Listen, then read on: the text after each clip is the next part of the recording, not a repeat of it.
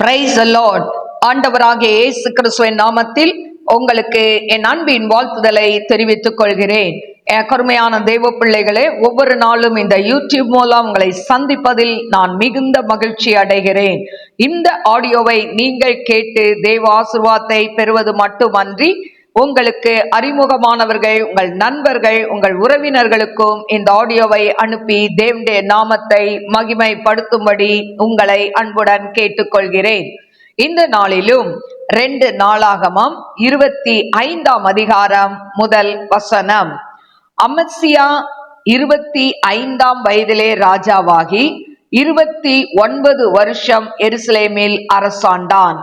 எருசலேம் நகரத்தாள் ஆகிய அவனுடைய தாயின் பேர் யோவதானாள்.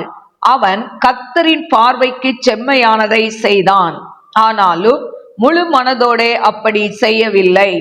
ராஜ்யபாரம் அவனுக்கு ஸ்திரப்பட்ட போது அவன் தன் தகப்பனாகிய ராஜாவை கொலை செய்த தன்னுடைய ஊழியக்காரரை கொன்று போட்டான். ஆனாலும் பிள்ளைகளின் நிமித்தம் பிதாக்களும், பிதாக்களின் நிமித்தம் பிள்ளைகளும் கொலை செய்யப்படாமல், அவனவன் செய்த பாவத்தின் நிமித்தம் அவனவன் கொலை செய்யப்பட வேண்டும் என்று மோசேயின் நியாயப்பிரமாண புஸ்தகத்தில் எழுதியிருக்கிறபடி கர்த்தர் கட்டளையிட்ட பிரகாரம் அவர்களுடைய பிள்ளைகளை அவன் கொல்லாதிருந்தான். அமத்சியா யூதா மனுஷரை கூடி வரச் செய்து அவர்கள் பிதாக்களுடைய வம்சங்களின்படியே யூதா பென்யமீன் தேசங்கள் எங்கும் 1000 பேருக்கு அதிபதிகளையும் 100 பேருக்கு அதிபதிகளையும் வைத்து 20 வயது முதற்கொண்டு அதற்கு மேற்பட்டவர்களை லக்கம் பார்த்து யுத்தத்திற்கு புறப்படவும் ஈட்டியையும் கேடகத்தையும் பிடிக்கவும் தக்க யுத்த வீரர் 3 லட்சம் பேர் என்று கண்டான். இஸ்ரவேலிலும் 1,00,000 பராக்கிரமசாலிகளை 100 தாலந்து வெள்ளி கொடுத்து கூலிக்கு அமர்த்தினான். தேவனுடைய மனுஷன் ஒருவன் அவனிடத்தில் வந்து, ராஜாவே, இஸ்ரவேலின் சேனை உம்முடனே வரலாகாது. கர்த்தர் எப்பிராயீமின் சகல புத்திரராகிய இஸ்ரவேலோடும் இருக்கவில்லை. போக மனதானால் நீர் போம், காரியத்தை நடத்தும், யுத்தத்திற்கு திடன் கொண்டு நில்லும். தேவன் உம்மை சத்ருவுக்கு முன்பாக விழப்பண்ணுவார். ஒத்தாசை செய்யவும் விழப்பண்ணவும் தேவனாலே கூடும் என்றான். அப்பொழுது அமத்சியா, அப்படியானால் நான் இஸ்ரவேலின் சேனைக்கு கொடுத்த 100 தாலந்திற்கு செய்ய வேண்டியது என்ன என்று தேவனுடைய மனுஷனை கேட்டான். அதற்கு தேவனுடைய மனுஷன், அதை பார்க்கிலும் அதிகமாய் கர்த்தர் உமக்கு கொடுக்க கூடும் என்றான். அப்பொழுது அமத்சியா எப்பிராயீமில் தன்னிடத்துக்கு வந்த சேனையை தங்கள் வீட்டிற்கு போய்விட பிரித்து விட்டான். அதனால் அவர்களுக்கு யூதாவின் மேல் மிகுந்த கோபம் உண்டு. உக்கிரமான எரிச்சலோடே தங்களிடத்திற்கு திரும்பி போனார்கள். அமத்சியாவோ திடன் கொண்டு தன் ஜனத்தை கூட்டி உப்பு பள்ளத்தாக்குக்கு போய் சேயீர் புத்திரரில் 10,000 பேரை வெட்டினான். யூதா புத்திரர் 10,000 பேரை உயிரோடே பிடித்து ஒரு கண்மலை உச்சியிலே கொண்டு போய் அவர்கள் எல்லாரும் நொறுங்கி போகத்தக்கதாய் அந்த கண்மலை உச்சியிலிருந்து கீழே தள்ளிவிட்டார்கள். தன்னோடே கூட யுத்தத்திற்கு வராதபடிக்கு அமத்சியா திருப்பி விட்ட யுத்த புருஷர் சமேரியா துவக்கி பெத்ரோன் மட்டுமுள்ள யூதா பட்டணங்களின் மேல் விழுந்து அவைகளில் 3000 பேரை வெட்டி திரளாய் கொள்ளையிட்டார்கள். அமத்சியா ஏதோமியரை முறியடித்து சேயீர் புத்திரரின் தெய்வங்களை கொண்டு வந்த பின்பு அவன் அவைகளை தனக்கு தெய்வங்களாக வைத்து அவைகளுக்கு முன்பாக பணிந்து அவைகளுக்கு தூபம் காட்டினான். அப்பொழுது கர்த்தர் அமத்சியாவின் மேல் கோபம் மூண்டவராகி அவனிடத்துக்கு ஒரு தீர்க்கதரிசியை அனுப்பினார். இவன் அவனை நோக்கி, தங்கள் ஜனத்தை உமது கைக்கு தப்புவிக்காதே போன ஜனத்தின் தெய்வங்களை நீர் நாடுவானேன் என்றான்.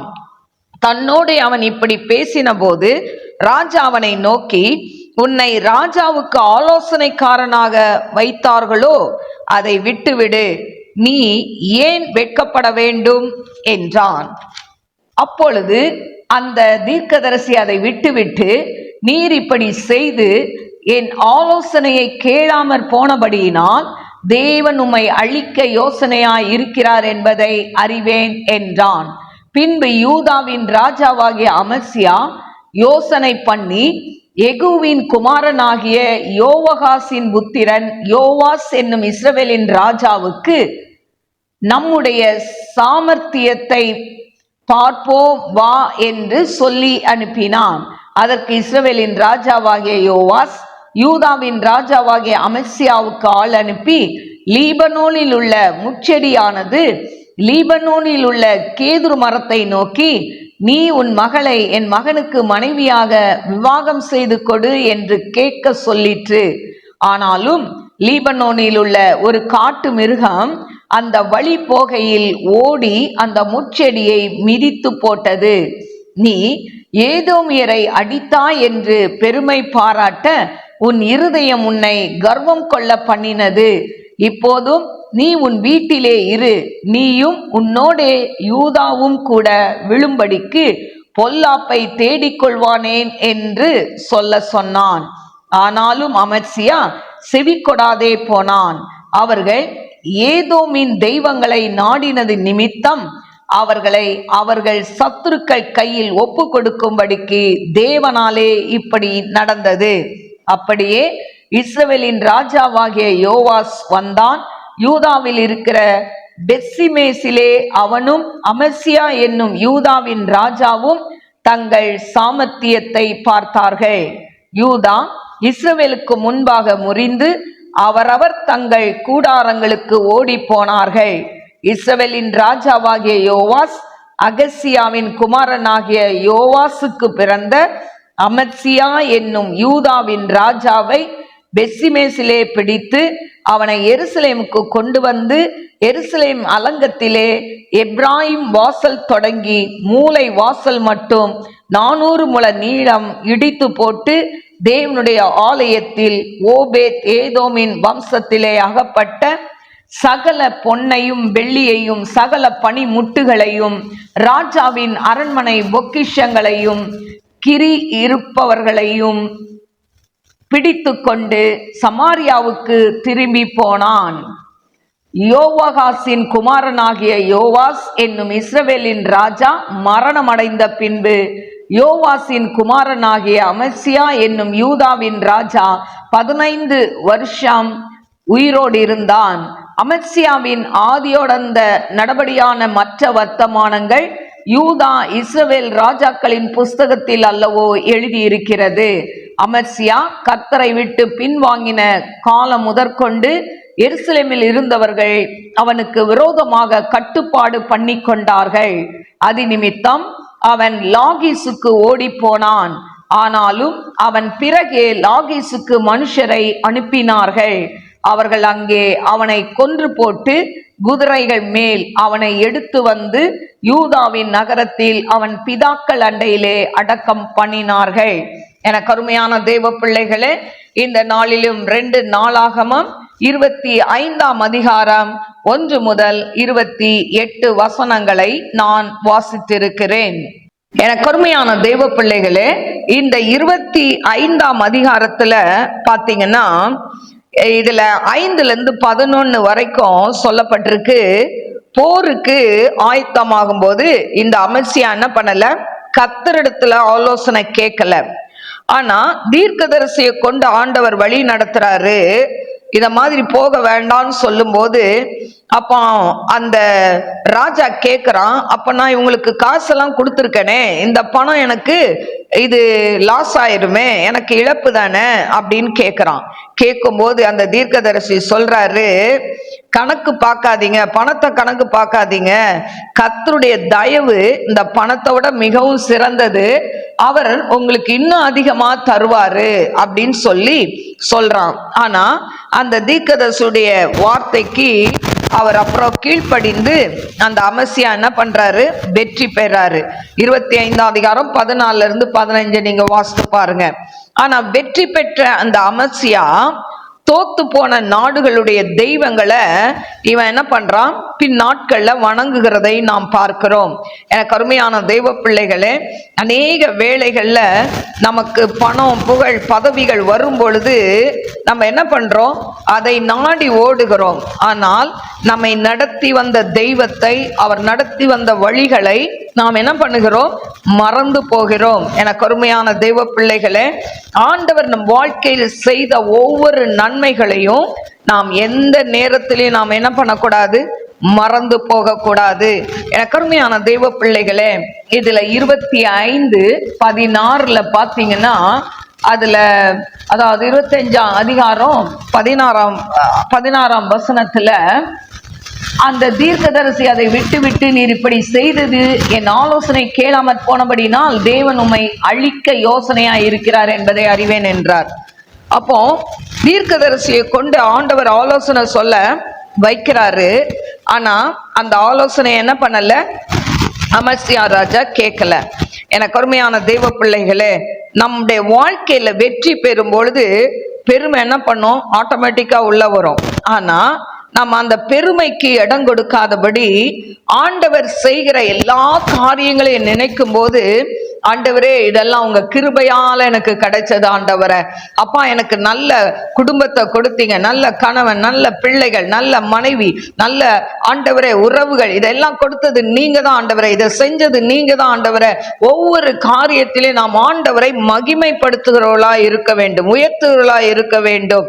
எனக்கு அருமையான தெய்வ பிள்ளைகளே, நம்முடைய வெற்றியை கண்டு நாம் பெருமைப்படாதபடிக்கு, அந்த வெற்றி எதனால் கிடைத்தது, என் தேவனால் தான் இதெல்லாம் எனக்கு நேர்ந்தது என்று சொல்லி நம்மை தாழ்த்தி தேவனுக்கு நாம் நன்றி சொல்கிறவர்களாய் இருக்க வேண்டும். ஏனென்று சொன்னால் பெருமை ஒரு மனுஷனை என்ன பண்ணும், அதாவது வீழ்ச்சி அடைய செய்யும்.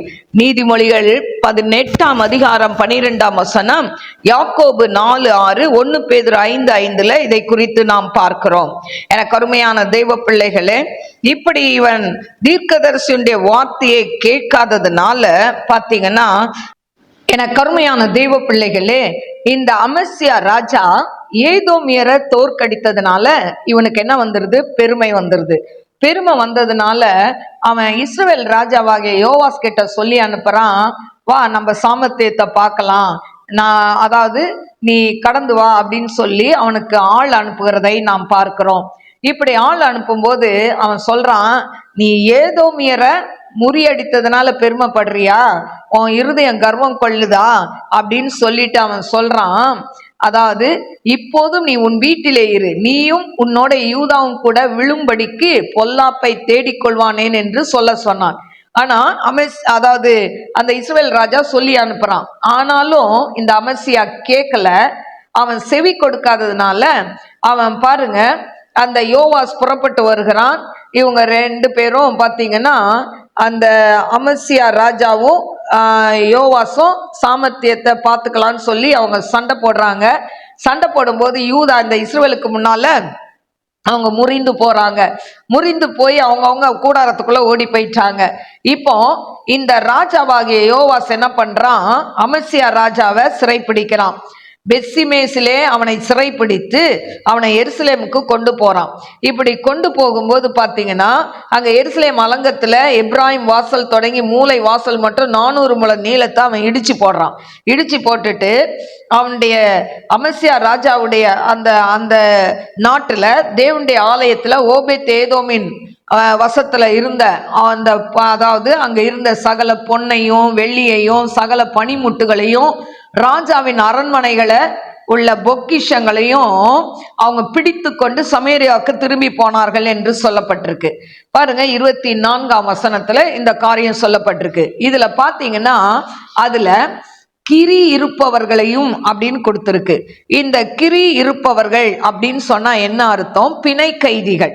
அப்போ அங்க பிணை கைதிகளா இருந்தவங்களை கூட விட்டு வைக்கல, அவங்களையும் என்ன பண்ணிட்டாங்க, அவங்களையும் சமேரியாவுக்கு அவங்க பிடிச்சிட்டு போயிட்டாங்க அப்படின்னு சொல்லப்பட்டிருக்கு.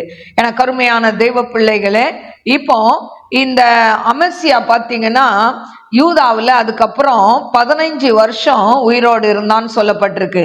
அதன் பிறகு இவனை என்ன பண்றாங்க, இவன் கத்தரை விட்டு பின்வாங்கி போன காலம் முதற்கொண்டு அந்த எருசலேமில் இருந்தவங்கெல்லாம் இவனை பகைக்க ஆரம்பிச்சாங்க. கடைசியில இவனை என்ன பண்ணிட்டாங்க, அந்த லாகிஸ் மனுஷர்களை அனுப்புறாங்க. அவங்க என்ன பண்ணிட்டாங்க, அவனை கொன்று போட்டு அவர்களை அவன் பிதாக்களின் கல்லறை அண்டையிலே அடக்கம் பண்ணினார்கள் என்று சொல்லப்பட்டிருக்கிறது. எனக்கு அருமையான தேவ பிள்ளைகளே, ஆண்டவரை விட்டு தூரமாய் அமேசியா ராஜா அவன் தூரமாய் போனான், பெருமை கொண்டான். பெருமை கொண்டதுனால அவன் அழிவை சந்தித்தான் என்று சொல்லி நாம் பார்க்கிறோம். இன்றைக்கும் இதை கேட்டுக்கொண்டிருக்கிற அன்பு சகோதர சகோதரிகளே, நம் வாழ்க்கையில் ஆண்டவர் எவ்வளவுதான் நம்மளை உயர்த்தினாலும், புகழ் பேர் பிரஸ்தாபங்கள் நமக்கு வந்தாலும், பணங்கள் நமக்கு வந்தாலும், ஆனா இதற்கிடையில் நாம் அதாவது பெருமை கொள்ளாதபடி நம்மை ஆண்டவர் சமூகத்தில் தரை மட்டும் தாழ்த்தி, ஆண்டவரே இதையெல்லாம் கொடுத்தது நீங்க தான் ஆண்டவரேன்னு சொல்லி அவருடைய நாமத்தை மாத்திரம் நாம் உயர்த்தி கொண்டே போவோம் என்று சொன்னால், அவரை மாத்திரம் அவருக்கே புகழ்ச்சியும் கனத்தையும் மகிமையும் கொடுப்போம் என்று சொன்னால், நம் வாழ்க்கையில் ஒரு நாளும் வீழ்ச்சி அடைய மாட்டோம். தேவன் வெற்றியை தருவார் என்பதில் சந்தேகம் இல்லை. அல்லேலூயா. நாம் கண்களை மூடி நாம் செபிப்போம். ஸ்தோத்திரிக்கிற ஆண்டவரே, மகா பரிசுத்தமுள்ள நல்ல தகப்பனே, உமக்கு கோடி கோடி ஸ்தோத்திரங்களை ஏறெடுக்கிற ஆண்டவரே, அன்பின் தேவனே, நன்றியோடு ஸ்துதிக்கிறவர் அதீரபா லபூரியம் தரால கஷல் மிஹோத நாய்கரபா. ஆண்டவரே, இது ஆன்லைன்ல யூடியூப்ல கேட்கிற ஒவ்வொரு பிள்ளைகளுடைய வாழ்க்கையிலையும் ஆண்டவரே நீங்க கொடுக்கிற வெற்றிக்காய் நன்றி சொல்லி துதிக்கிற ஆண்டவரே. அப்பா தகப்பனே, ஆண்டவரே அப்பா, ஆண்டவரே அப்பா அம்மாக்கு ஸ்தோத்திரிக்கிற வாழ்க்கையில புகழ் வரும் பொழுது, பணம் வரும் பொழுது, வெற்றி வரும் பொழுது, உயர்வு வரும் பொழுது, ஆண்டவரே அப்பா தகப்பனே பெருமைப்படாதபடிக்கு தன்னை தாழ்த்துகிறதுக்கு இருதயத்தை கொடுங்க ஆண்டவரே.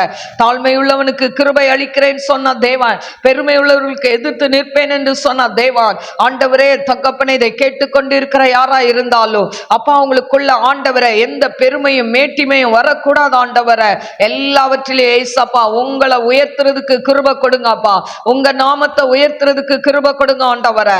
I can't shall be the rai labi kamara duraboliya karaba oribi karaba duraba karaba.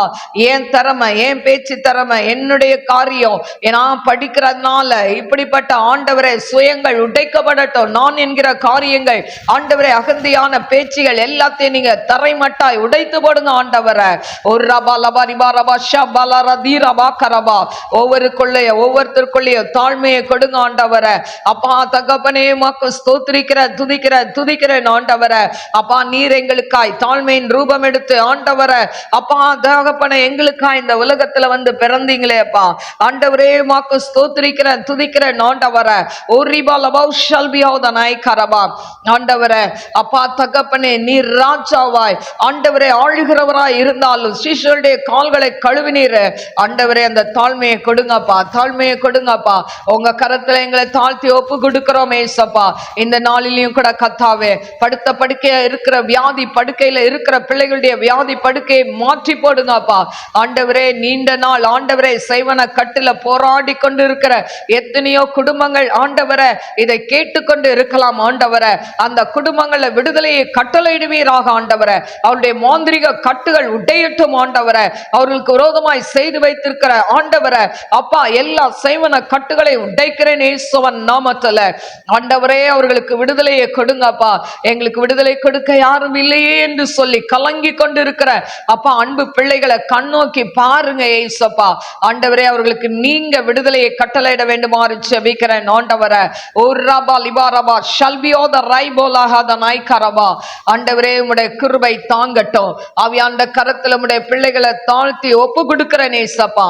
நீங்க பொறுப்பெடுத்துக் கொள்ளுங்க, வழி நடத்துங்க ஆண்டவரே. அப்பா உமக்கு ஸ்தோத்திரிக்கிற துதிக்கிற திருமணமாகாத பிள்ளைகளுக்கு திருமண காரியங்களை வாய்க்க செய்யுங்கப்பா. குழந்தை இல்லாத பிள்ளைகளுக்கு குழந்தை பாக்கியத்தை கொடுங்க ஆண்டவரே. ஏசப்பா உம்முடைய அன்பின் கரத்துல தாழ்த்துகிற எக்ஸாமுக்கு படிக்கிற பிள்ளைகளுக்கு நல்ல ஞானத்தை கொடும். 10th +1 +2 ஆண்டவரே எழுத போற பிள்ளைகள் பப்ளிக் எக்ஸாம் எழுத போற ஒவ்வொரு பிள்ளைகளுக்கும் விசேஷித்த ஞானத்தை கொடும். எக்ஸாம் டைம்ல எந்த சுகவீனம் பலவீனம் பிள்ளைகளை தாக்காதபடி அப்பா பிள்ளைகளுக்கு எதிராக விரோதமாய் செயல்படுகிற எல்லா மோந்திரிக வல்லமைகள் அக்னியால எரித்து போடுங்க ஆண்டவரே. கிருபை தாங்கட்டும், நாம மகிமைப்படட்டும். ஆவியாண்ட கரத்துல தாழ்த்தி ஒப்பு கொடுக்கிறேன். இயேசுவின் நாமத்தில் கேட்கிறேன் பிதாவே, ஆமென். God bless you. God bless you.